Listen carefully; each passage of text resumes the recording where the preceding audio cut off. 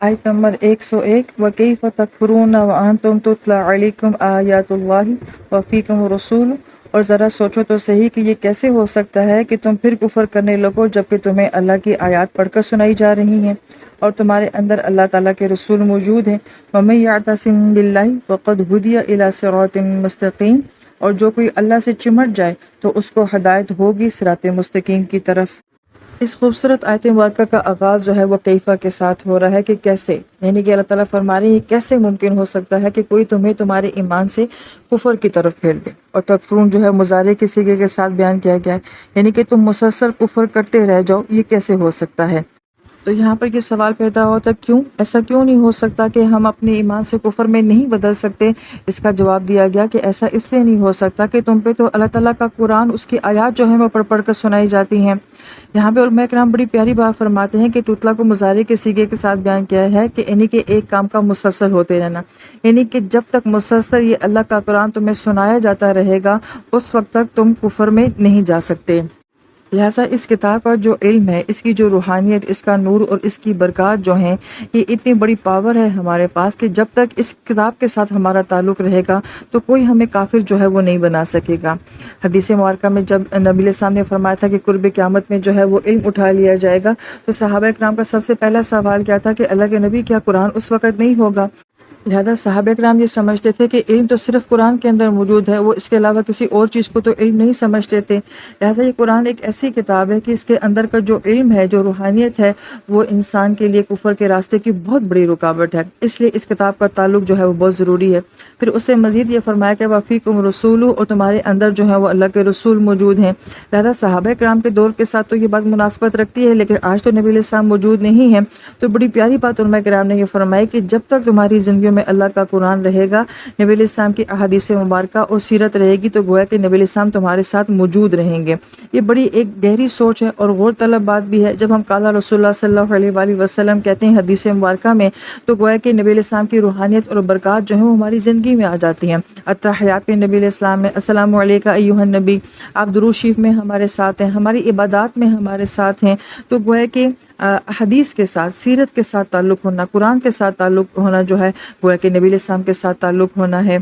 پھر اس آیت مبارکہ کا مزاج دیکھا جائے تو پہلے ہمارا تعلق جو ہے وہ اللہ تعالیٰ کی ذات کے ساتھ بنایا گیا ہے، لیکن اس تعلق کے لیے وسیلہ کس کو بنایا گیا ہے؟ قرآن کو، یعنی کہ جس کا تعلق قرآن کے ساتھ جتنا زیادہ ہوگا اس کا اللہ تعالیٰ کی ذات کے ساتھ تعلق ہوگا۔ اور دوسرا تعلق جو ہے وہ ہمیں نبی علیہ السلام کا بتایا گیا ہے۔ جس کے پاس یہ دو تعلق نصیب ہو جاتے ہیں تو آیت مبارکہ میں کہا جا رہا ہے کہ جس نے اللہ تعالیٰ کو جو ہے وہ تھام لیا۔ یا تعصیم کا لفظ آیا، اس کی تفسیر جو ہے وہ سورہ بقرہ میں گزر چکی ہے کہ اعتصام کے اندر بڑا خوبصورت معنی جو پایا جاتا ہے کسی چیز کے ساتھ ایسے چمٹ جانا کہ جب اس چیز کو اگر اس سے الگ کیا جائے تو وہ زندہ ہی نہ رہ سکے، وہ باقی ہی نہ رہ سکے، یا پھر اس کے اندر شدید تکلیف ہو کر اور اذیت ہو۔ اس کی بڑی بہترین مثال وہاں پہ دی گئی تھی کہ جیسے کہ ہمارے جسموں پہ بینڈیجز ہوتی ہیں، تو جب اس بینڈیج کو کھینچا جاتا ہے تو کتنی شدید تکلیف ہوتی ہے، کیونکہ اس وقت وہ پٹی جو ہے یا وہ بینڈیج جو ہے وہ ہمارے جسم سے الگ ہو رہی ہوتی ہے۔ تو گویا کہ اللہ تعالیٰ کی ذات کے ساتھ ایسا تعلق ہونا کہ اگر کوئی ہمیں اس تعلق سے ہٹانا چاہے گا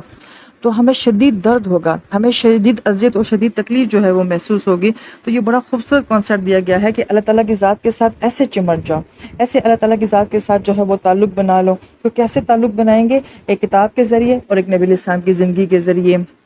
پھر آیت مبارکہ میں کہا جاتا ہے فقد ہدیہ، فا تاکیب کے لیے آتا ہے، یعنی کہ جس نے اللہ تعالیٰ کی ذات کو ایسے تھام لیا قرآن کے ذریعے اور نبی علیہ السلام کی سیرت کے ذریعے، تو اس کا فوراً ریئیکشن اللہ پاک کی طرف سے کیا آئے گا؟ ہدیہ، کہ اس کو ہدایت دے دی جائے گی۔ یہاں پہ علماء کرام یہ فرماتے ہیں کہ ہدیہ کو مجہول انداز میں اس لیے بیان کیا گیا ہے کہ اگر اس کو معروف انداز میں بیان کیا جاتا تو اس سے مطلب ہوتا کوئی ایک خاص قسم کی ہدایت، لیکن اس کو جو مجہول بیان کیا گیا اس کی خوبصورت وجہ یہ کہ بہت سے راستوں کی جو ہے وہ ہدایت دے دی جائے گی۔ لہٰذا کسی کو اس کے اللہ کا تعلق جو ہے وہ قرآن سے ملے گا، کسی کو حدیث سے مل جائے گا، اچھے ماحول سے مل جائے گا، کوئی زندگی میں اچھا دوست آ جائے گا، کوئی زندگی کا ایسا واقعہ ہو جائے گا، کوئی کتاب ایسی پڑھ لیں گے، کچھ لوگ یا کمپنی ایسی مل جائے گی، کسی بھی انداز سے اس کو اللہ پاک جو ہے وہ ہدایت کا ذریعہ دے دیں گے۔ پھر اس کے بعد فرمایا کہ یہاں پہ الہ کا لفظ استعمال کیا گیا ہے، اور الہ کے اندر جو ہے وہ راستوں کا کنسیپٹ ہوتا ہے کہ اللہ تعالیٰ کی جانب جو راستے جاتے ہیں ان راستوں میں سے کوئی ایک راستہ ایسا ہوگا جسے اللہ تعالیٰ تمہارے ہاتھ میں تھما دیں گے۔ لہٰذا صراطین کو بھی جو ہے یہاں پہ نکرہ کے ساتھ بیان کیا گیا ہے۔ اس کی بھی وجہ یہ بیان کی جاتی ہے کہ اللہ تعالیٰ کی طرف جانے کے بہت سارے راستے ہوتے ہیں۔ کسی کا تعلق جو ہے وہ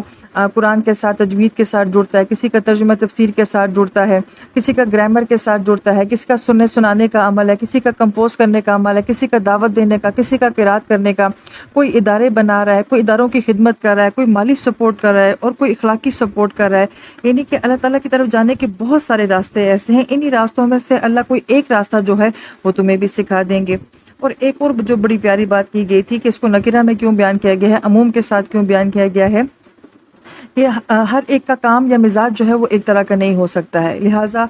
اس راستے میں جو اللہ تعالیٰ کی طرف جاتے ہیں اس میں کسی کا انداز، کسی کا کام، کسی کا آغاز، کسی کا مقام، کسی کی انتہا جو ہے، یعنی کہ ورائٹی آف ورک جو ہے وہ مختلف ہوگی۔ ہر بندہ اپنی چاہت، کوشش، محنت سے اللہ کے راستے میں لگا ہوا ہوگا۔ اب ظاہر بات ہے کہ سب کی کوششیں ایک جیسی نہیں ہوں گی، سب کا مزاج ایک جیسا نہیں ہوگا، ہنر، صلاحیت، قابلیت ایک جیسی نہیں ہوگی، اور یہی چیز جو ہے اس کو خوبصورت بناتی ہے۔ اگر سب سیم ہو جائیں تو وہ پھر ایک چیز کی رونق ختم ہو جاتی ہے نا، کہ اس کی ورسٹیلٹی جو ہے وہ ختم ہو جاتی ہے۔ تو گویا کہ یہاں پہ کہا گیا کہ مختلف انداز سے بہت سارے راستے اللہ تعالیٰ کی جانب جاتے ہیں، اور پھر جانے والوں کے اپنے اپنے جو انداز ہوتے ہیں، کام کرنے کے اپنے اپنے انداز ہوتے ہیں۔ اس معاملے میں ضرور آپ ڈاکیومنٹریز دیکھیں اور ریسرچ کریں اپنے بزرگان دین سے لے کے آج تک، کہ وہ لوگ جو کہ اللہ کے خیر کے کام کر رہے ہیں، اور وہ ان کے انداز دیکھ کے انسان حیران ہو جاتا ہے کہ کس طرح سے نئے نئے آئیڈیاز کے ساتھ وہ لوگ جو ہے وہ کام کرتے ہیں۔ تو یہ بڑی خوبصورت بات جو ہے وہاں پہ کی گئی ہے، اور مستقیم کو الحمدللہ بڑے اچھے طریقے سے جان چکے ہیں کہ راستہ جو ہے یہ ہمیں کہاں لے کے جائے گا، بلندی کی طرف، اونچائی کی طرف، جہاں ہمارا تعلق اللہ تعالیٰ کی ذات کے ساتھ بنے گا، جہاں زندگی خوبصورت ہو جائے گی، ویو بہت پیارے ہو جائیں گے۔